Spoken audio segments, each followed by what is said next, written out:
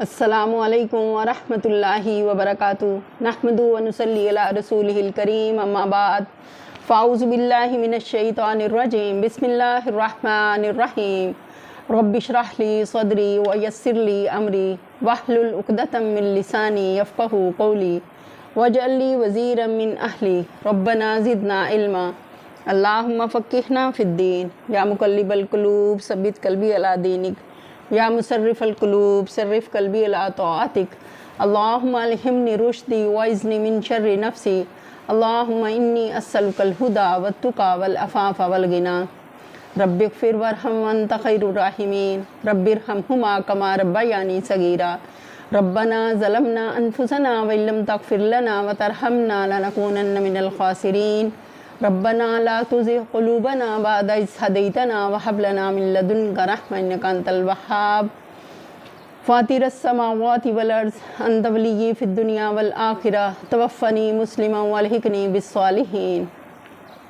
اللهم أحسن عاقبتنا في الأمور كلها وأجرنا من خزي الدنيا وعذاب الآخرة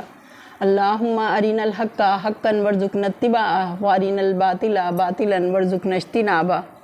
اللہم لا سہل الا ما جعلتہ سہلا وانت تجعل الحزن سہلا اذا شئت رب ارحمہما کما ربیانی صغیرا اللہم بارک لنا فی اوقاتنا آمین ثم آمین یا رب العالمین۔ ہم پڑھ رہے ہیں 8واں پارہ اللہ کی رحمت کے ساتھ سورہ الانعام۔ شروع کرتے ہیں اپنا سبق۔ اعوذ باللہ من الشیطان الرجیم، میں پناہ مانگتی ہوں اللہ کی شیطان مردود سے۔ بسم اللہ الرحمن الرحیم، شروع اللہ کے نام سے جو بڑا مہربان نہایت رحم کرنے والا ہے۔ اوَمَا كَانَ مَيْتًا فَأَحْيَيْنَاهُ وَجَعَلْنَا لَهُ نُورًا يَمْشِي بِهِ فِي النَّاسِ كَمَن مَّثَلُهُ فِي الظُّلُمَاتِ لَيْسَ بِخَارِجٍ مِّنْهَا كَذَلِكَ زُيِّنَ لِلْكَافِرِينَ مَا كَانُوا يَعْمَلُونَ۔ کیا وہ شخص جو پہلے مردہ تھا پھر ہم نے اس کو زندگی بخشی اور اس کو وہ روشنی عطا کی جس کے اجالے میں وہ لوگوں کے درمیان زندگی کی راہ طے کرتا ہے، اس شخص کی طرح ہو سکتا ہے جو تاریکیوں میں پڑا ہوا ہو اور کسی طرح ان سے نہ نکلتا ہو۔ کافروں کے لیے تو اسی طرح ان کے اعمال خوشنما بنا دیے گئے ہیں۔ یہاں موت سے مراد جہالت و بے شعوری کی حالت ہے اور زندگی سے مراد علم و ادراک اور حقیقت شناسی کی حالت۔ جس شخص کو صحیح اور غلط کی تمیز نہیں اور جسے معلوم نہیں کہ راہ راست کیا ہے، وہ طبعیات کے نقطہ نظر سے چاہے ذی حیات ہو مگر حقیقت کے اعتبار سے اس کو انسانیت کی زندگی میسر نہیں ہے۔ وہ زندہ حیوان تو ضرور ہے مگر زندہ انسان نہیں۔ زندہ انسان در حقیقت وہ شخص ہے جسے حق اور باطل، نیکی اور بدی، راستی اور ناراستی کا شعور حاصل ہو۔ یعنی تم کس طرح یہ توقع کر سکتے ہو کہ جس انسان کو انسانیت کا شعور نصیب ہو چکا ہے اور جو علم کی روشنی میں ٹیڑھے راستوں کے درمیان حق کی سیدھی راہ کو صاف دیکھ رہا ہے، وہ ان بے شعور لوگوں کی طرح دنیا میں زندگی بسر کرے گا جو نادانی و جہالت کی تاریکیوں میں بھٹکتے پھر رہے ہیں؟ یعنی جن لوگوں کے سامنے روشنی پیش کی جائے اور وہ اس کو قبول کرنے سے انکار کر دیں، جنہیں راہ راست کی طرف دعوت دی جائے اور وہ اپنے ٹیڑھے میڑھے راستوں ہی پر چلتے رہنے کو ترجیح دیں، ان کے لیے اللہ کا قانون یہی ہے کہ پھر ان کو تاریکی ہی اچھی معلوم ہونے لگتی ہے۔ وہ اندھوں کی طرح ٹٹول کر چلنا اور ٹھوکریں کھا کھا کر گرنا ہی پسند کرتے ہیں۔ ان کو جھاڑیاں ہی باغ اور کانٹے ہی پھول نظر آتے ہیں۔ انہیں ہر بدکاری میں مزہ آتا ہے، ہر حماقت کو وہ تحقیق سمجھتے ہیں اور ہر فساد انگیز تجربے کے بعد اس سے بڑھ کر دوسرے فساد انگیز تجربے کے لیے وہ اس امید پر تیار ہو جاتے ہیں کہ پہلے اتفاق سے دہتے ہوئے انگارے پر ہاتھ پڑ گیا تھا تو اب کے لال بدخشاں شاید ہاتھ آ جائے۔ اگلی آیت ہے وَكَذَلِكَ جَعَلْنَا فِي كُلِّ قَرْيَةٍ أَكَابِرَ مُجْرِمِيهَا لِيَمْكُرُوا فِيهَا وَمَا يَمْكُرُونَ إِلَّا بِأَنفُسِهِمْ وَمَا يَشْعُرُونَ۔ اور اسی طرح ہم نے ہر بستی میں اس کے بڑے بڑے مجرموں کو لگا دیا ہے کہ وہاں اپنے مکر و فریب کا جال پھیلائیں۔ دراصل وہ اپنے فریب کے جال میں آپ پھنستے ہیں مگر انہیں اس کا شعور نہیں ہے۔ وَإِذَا جَاءَتْهُمْ آيَةٌ قَالُوا لَن نُّؤْمِنَ حَتَّى نُؤْتَ مِثْلَ مَا أُوتِيَ رُسُلُ اللَّهِ اللَّهُ أَعْلَمُ حَيْثُ يَجْعَلُ رِسَالَتَهُ سَيُصِيبُ الَّذِينَ أَجْرَمُوا صَغَارٌ عِندَ اللَّهِ وَعَذَابٌ شَدِيدٌ بِمَا كَانُوا يَمْكُرُونَ۔ جب ان کے سامنے کوئی آیت آتی ہے، کوئی نشانی آتی ہے، تو وہ کہتے ہیں ہم نہ مانیں گے جب تک کہ وہ چیز خود ہم کو نہ دی جائے جو اللہ کے رسولوں کو دی گئی ہے۔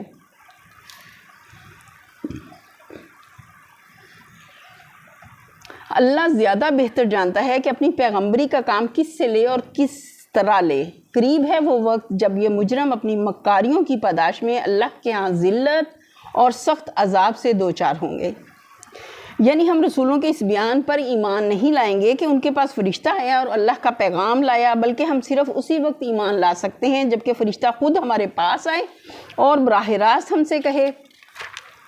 کہ یہ اللہ کا پیغام ہے۔ اگلی آیت ہے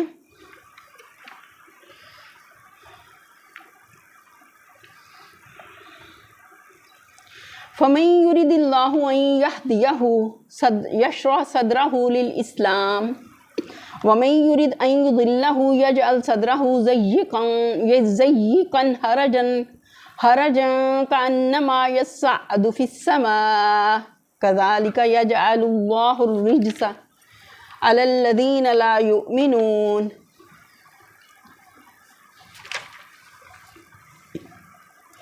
پس یہ حقیقت ہے کہ اللہ جسے ہدایت بخشنے کا ارادہ کرتا ہے اس کا سینہ اسلام کے لیے کھول دیتا ہے، اور جسے گمراہی میں ڈالنے کا ارادہ کرتا ہے اس کے سینے کو تنگ کر دیتا ہے، اور ایسا بھیجتا ہے کہ اسلام کا تصور کرتے ہی اسے یوں معلوم ہونے لگتا ہے کہ گویا اس کی روح آسمان کی طرف پرواز کر رہی ہے۔ اس طرح اللہ حق سے فرار اور نفرت کی ناپاکی ان لوگوں پر مسلط کر دیتا ہے جو ایمان نہیں لاتے۔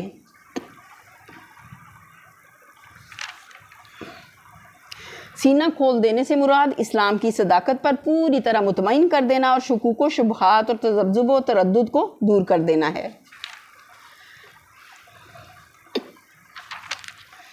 وَهَذَا صِرَاطُ رَبِّكَ مُسْتَقِيمًا قَدْ فَصَّلْنَا الْآيَاتِ لِقَوْمٍ يَذَّكَّرُونَ۔ حالانکہ یہ راستہ تمہارے رب کا سیدھا راستہ ہے اور اس کے نشانات ان لوگوں کے لیے واضح کر دیے گئے ہیں جو نصیحت قبول کرتے ہیں۔ لَهُمْ دَارُ السَّلَامِ عِندَ رَبِّهِمْ وَهُوَ وَلِيُّهُمْ بِمَا كَانُوا يَعْمَلُونَ۔ ان کے لیے ان کے رب کے پاس سلامتی کا گھر ہے۔ سلامتی کا گھر یعنی جنت، جہاں انسان ہر آفت سے محفوظ اور ہر خرابی سے امن میں ہوگا۔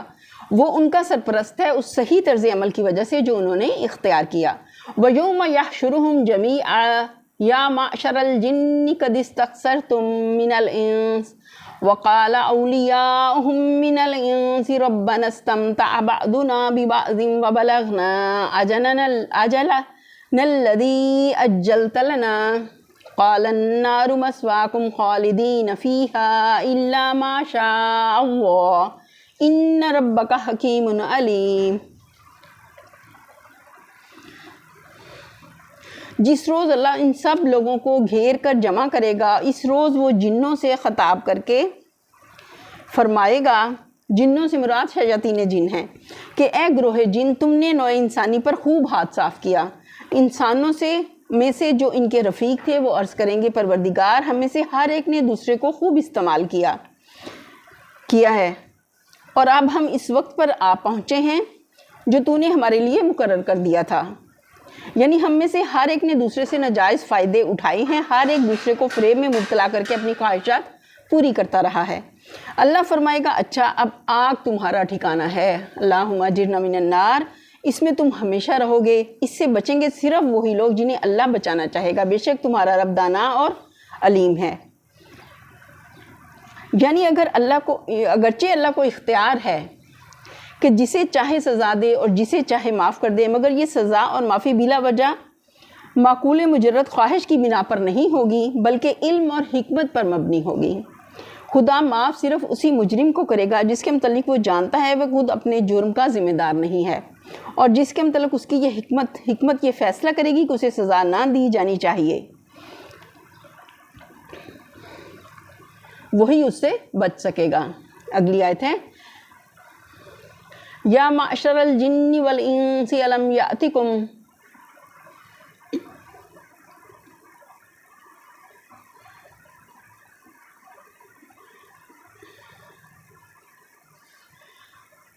अलम यातिकुम रुसुलुम मिनकुम यकुस्सूना अलैकुम आयाती व युनज़िरूनकुम लिक़ाअ यौमिकुम हाज़ा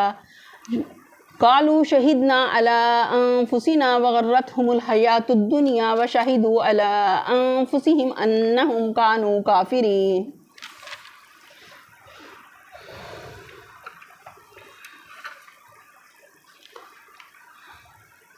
इस मौके पर अल्लाह उनसे भी पूछेगा,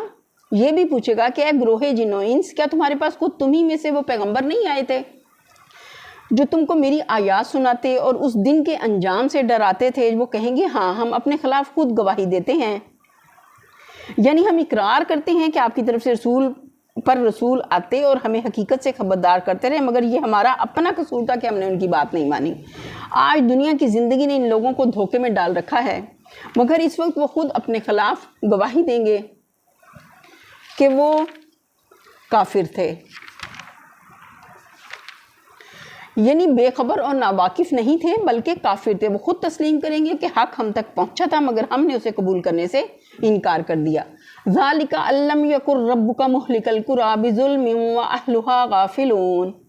ये शहादत उससे इसलिए ली जाएगी कि ये साबित हो जाए कि तुम्हारा रब बस्तियों को जुल्म के साथ तबाह करने वाला ना था, जबकि उनके बाशिंदे हकीकत से नावाकिफ़ हों। यानी अल्लाह अपने बंदों को ये मौका नहीं देना चाहता कि वो इसके मुकाबले में ये एहतजाज कर सकें कि आपने हमें हकीकत से तो आगाह किया नहीं और ना हमको सीधा रास्ता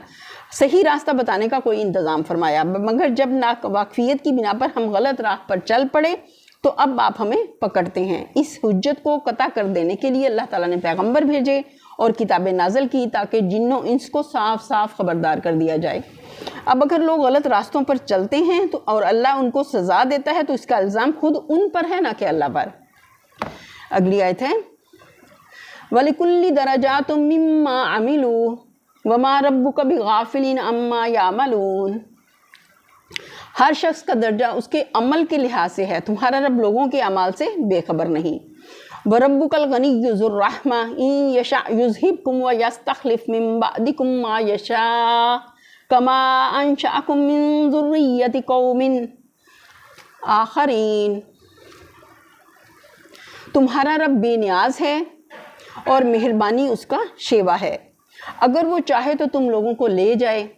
और तुम्हारी जगह दूसरे जिन लोगों को चाहे ले आए, जिस तरह उसने तुम्हें कुछ और लोगों की नस्ल से उठाया है। तुम्हारा रब बेनियाज है, यानी उसकी कोई गर्ज तुमसे अटकी हुई नहीं है, उसका कोई मफाद तुमसे वाबस्ता नहीं है कि तुम्हारी नाफरमानी से उसका कुछ बिगड़ जाता हो या तुम्हारी फरमाबरदारी से उसको कोई फ़ायदा पहुंच जाता हो। तुम सब मिलकर सख्त नाफरमान बन जाओ तो उसकी बादशाही में ज़रा बराबर कमी नहीं कर सकते, और सब के सब मिलकर उसके मती फरमाबरदार इबादत गुजार बन जाओ तो उसके मिल्क में कोई इजाफा नहीं कर सकते। वो ना तो तुम्हारी सलामियों का मोहताज है और ना तुम्हारी नज़र न्याज का। अपने बेशुमार खुजाने तुम पर लटा रहा है बग़ैर इसके कि उसके बदले में अपने लिए तुमसे कुछ चाहे। मेहरबानी उसका शेवा है।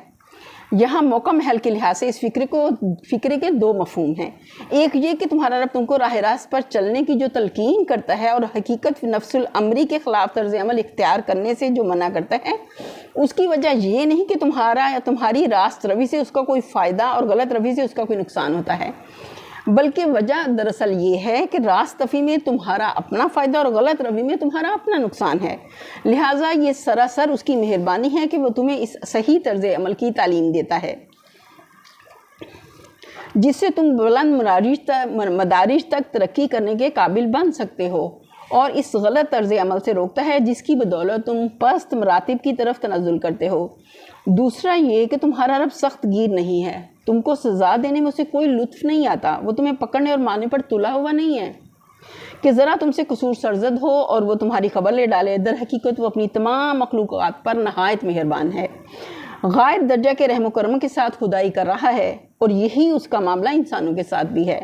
इसलिए वो तुम्हारे कसूर पर कसूर माफ़ करता चला जाता है। तुम नाफरमानियाँ करते हो, गुनाह करते हो, जराइम का इर्तिकाब करते हो, इसके रिस्क से पल कर भी उसके अहकाम से मुँह मोड़ते हो, मगर वो हिल्म और अफू ही से काम लिए चला जाता है और तुम्हें संभलने और समझने और अपनी इस्लाह करने के लिए मोहलत पर मोहलत दिए जाता है।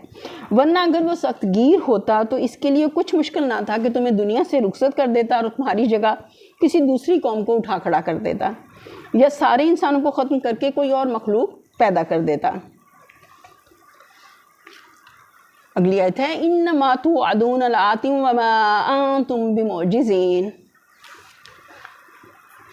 تم سے جس چیز کا وعدہ کیا جا رہا ہے وہ یقیناً آنے والی ہے، یعنی قیامت جس کے بعد اگلے پچھلے تمام انسان اثر نو زندہ کیے جائیں گے اور اپنے رب کے سامنے آخری فیصلے کے لیے پیش ہوں گے، اور تم خدا کو عاجز کر دینے کی طاقت نہیں رکھتے۔ قُلْ يَا قَوْمِ اعْمَلُوا عَلَىٰ مَكَانَتِكُمْ إِنِّي عَامِلٌ فَسَوْفَ تَعْلَمُونَ مَن تَكُونُ لَهُ عَاقِبَةُ الدَّارِ إِنَّهُ لَا يُفْلِحُ الظَّالِمُونَ، اے محمد صلی اللہ علیہ وسلم کہہ دو کہ لوگوں تم اپنی جگہ عمل کرتے رہو اور میں بھی اپنی جگہ عمل کر رہا ہوں۔ یعنی اگر میرے سمجھانے سے تم نہیں سمجھتے اور اپنی غلط رویوں سے باز نہیں آتے تو جس راہ پر تم چل رہے ہو چلے جاؤ، مجھے اپنی راہ چلنے کے لیے چھوڑ دو، انجام کا جو ہوگا وہ تمہارے بھی سامنے آ جائے گا اور میرے بھی، عنقریب تمہیں معلوم ہو جائے گا کہ انجام کار کس کے حق میں بہتر ہوتا ہے۔ بہرحال یہ حقیقت ہے کہ ظالم کبھی فلاح نہیں پا سکتے۔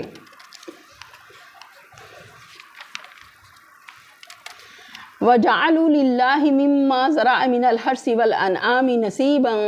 فَقَالُوا هَذَا لِلَّهِ بِزَعْمِهِمْ وَهَذَا لِشُرَكَائِنَا فَمَا كَانَ لِشُرَكَائِهِمْ فَلَا يَصِلُ إِلَى اللَّهِ وَمَا كَانَ لِلَّهِ فَهُوَ يَصِلُ إِلَى شُرَكَائِهِمْ سَاءَ مَا يَحْكُمُونَ۔ ان لوگوں نے اللہ کے لیے خود اسی کی پیدا کی ہوئی کھیتیوں اور مویشیوں میں سے ایک حصہ مقرر کیا ہے اور کہتے ہیں یہ اللہ کے لیے ہے ان کے اپنے خیال کے مطابق، اور یہ ہمارے ٹھہرائے ہوئے شریکوں کے لیے۔ پھر جو حصہ ان کے ٹھہرائے ہوئے شریکوں کے لیے ہے وہ تو اللہ کو نہیں پہنچتا، مگر جو اللہ کے لیے ہے وہ ان کے شریکوں کو پہنچ جاتا ہے۔ کیسے برے فیصلے کرتے ہیں یہ لوگ۔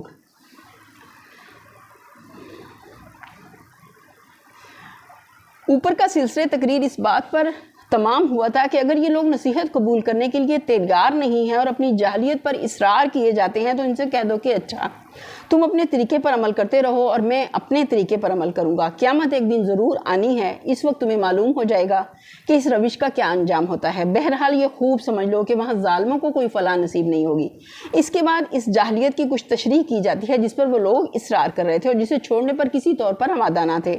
انہیں بتایا جا رہا ہے کہ تمہارا وہ ظلم کیا ہے جس پر قائم رہتے ہوئے تم کسی فلاح کی امید نہیں کر سکتے،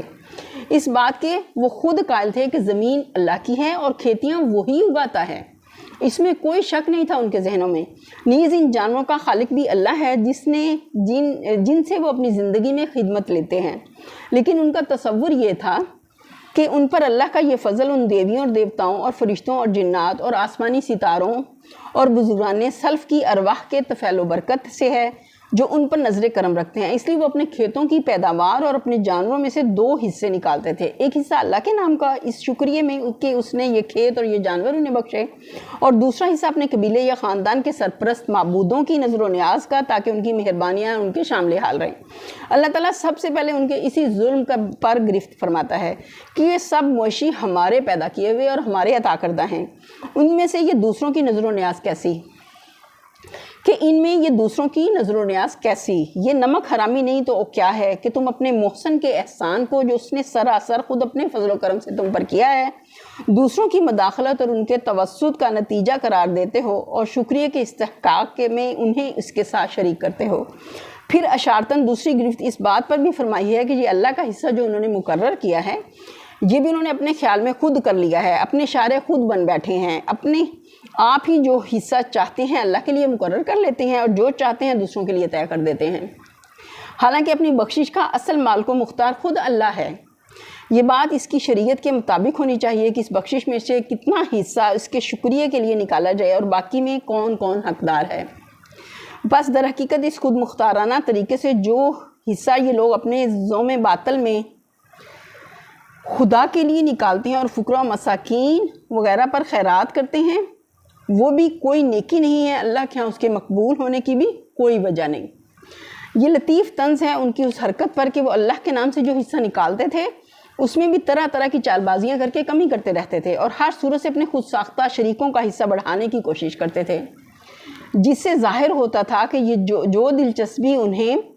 اپنے ان شریکوں سے ہے وہ اللہ سے نہیں، نعوذ باللہ۔ مثلاً وہ جو غلے یا پھل وغیرہ اللہ کے نام پر نکالے جاتے، ان میں اگر کچھ گر جاتا تو وہ شریکوں کے حصے میں شامل کر دیا جاتا، اور اگر شریکوں کے حصے میں سے گرتا یا اللہ کے حصے میں مل جاتا تو اسے انہی کے حصے میں واپس کیا جاتا۔ کھیت کا جو حصہ شریکوں کی نظر کے لیے مخصوص کیا جاتا، اگر اس میں سے پانی اس حصے کی طرف پھوٹ بہتا جو اللہ کی نظر کے لیے مختص ہوتا تھا تو اس کی ساری پیداوار شریکوں کے حصے میں داخل کر دی جاتی۔ لیکن اگر اس کے برعکس صورت پیش آتی تو اللہ کے حصے میں کوئی اضافہ نہ کیا جاتا، اور اگر کبھی خشک سالی کی وجہ سے نظر و نیاز کا غلہ خود استعمال کرنے کی ضرورت پیش آ جاتی تو اللہ کا حصہ کھا لیتے تھے، مگر شریکوں کے حصوں کو ہاتھ لگاتے ہوئے بھی ڈرتے تھے کہ کہیں کوئی بلا نازل نہ ہو جائے۔ اگر کسی وجہ سے شریکوں کے حصے میں کوئی کمی آ جاتی تو وہ اللہ کے حصے سے پوری کی جاتی تھی، لیکن اللہ کے حصے میں کمی ہوتی تو شریکوں کے حصے میں ایک حبہ بھی اس میں نہ ڈالا جاتا۔ اس طرز عمل پر کوئی نکتہ چینی کرتا تو جواب میں طرح طرح کی دل فریب توجیہیں کی جاتی تھیں۔ مثلاً کہتے کہ اللہ تو غنی ہے، اس کے حصے میں کچھ کم بھی ہو جائے تو اسے کیا پرواہ ہو سکتی ہے، رہے یہ شریک تو یہ بندے ہیں، اللہ کی طرح غنی نہیں ہیں، اس لیے ذرا سی کمی بیشی پر ان کے ہاں گرفت ہو جاتی ہے۔ ان توہمات کی اصل جڑ کیا تھی اس کو سمجھنے کے لیے یہ جان لینا ضروری ہے کہ جہلائے عرب اپنے مال میں سے جو حصہ اللہ کے لیے نکالتے تھے وہ فقیروں، مسکینوں، مسافروں، یتیموں وغیرہ کی مد میں صرف کیا جاتا تھا، اور جو حصہ شریکوں کی نظر و نیاز کے لیے نکالتے وہ تو براہ راست مذہبی طبقوں کے پیٹ میں ہی جاتا تھا یا آستانوں پر چڑھاوے کی صورت میں پیش کیا جاتا، اور اس طرح بالواسطہ مجاوروں اور پجاریوں تک پہنچ جاتا تھا۔ اس لیے ان خود غرض مذہبی پیشواؤں نے صدیوں کی مسلسل تلقین سے ان جاہلوں کے دل میں یہ بات بٹھائی تھی کہ خدا کے حصے میں کمی ہو جائے تو کچھ مذائقہ نہیں، مگر اللہ کے پیاروں کے حصے میں کمی نہ ہونی چاہیے، بلکہ حتی المکان کچھ بیشی ہی ہوتی رہے تو بہتر ہے۔ یہ ان کا خام خیال تھا۔